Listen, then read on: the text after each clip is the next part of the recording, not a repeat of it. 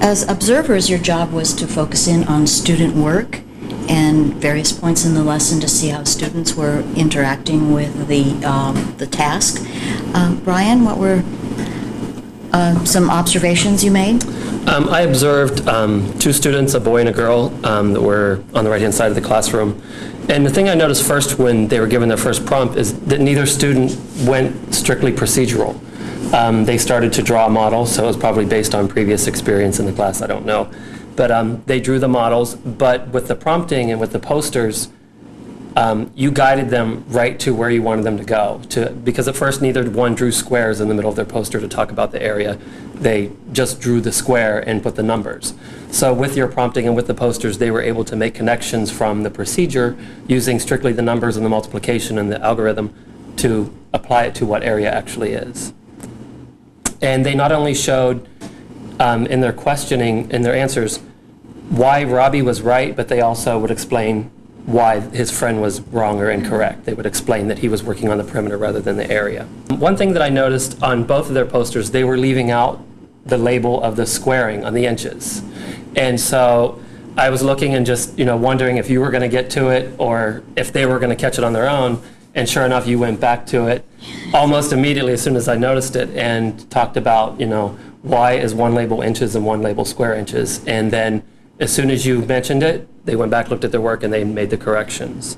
They were interested in drawing it with the prompting, but as soon as they got the cubes, they took their drawings and then they built them and reconstructed what they had drawn with the cubes. So I was watching 4 students, and 2 of them that I was watching was completely opposite to what Brian was just describing, so it shows the differences we have in our classrooms.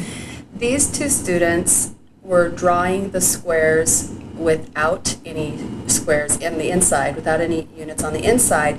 And actually one of them didn't even consider drawing in the beginning. She just wrote down the sentence that Robbie's correct because you multiply 3 times 3, and you multiply when you do area and you add when you do perimeter.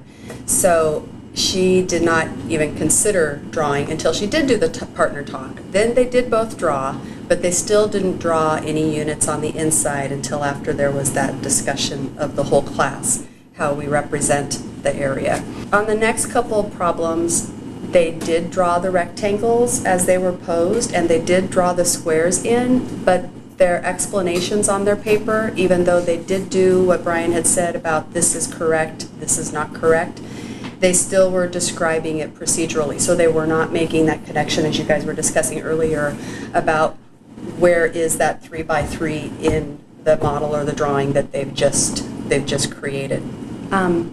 Something else that was interesting was as the constraints of the problem started to compound.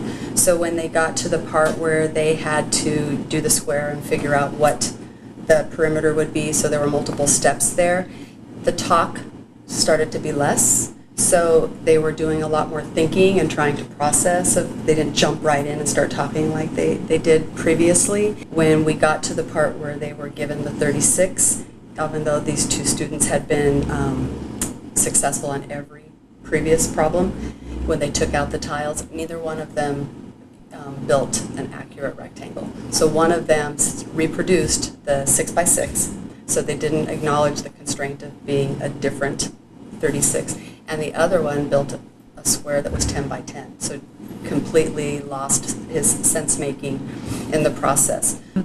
I know in the beginning I sat and talked with him and his partner, and they were successful with showing the area for the 9 square inches and showing it for the 28 square inches. But once they had to make different rectangles for that 36 square inches, he ended up drawing an 8 by 4 and a 5 by 10. So I'm not sure if he hears different perimeters, but did not understand it still needed to be 36 square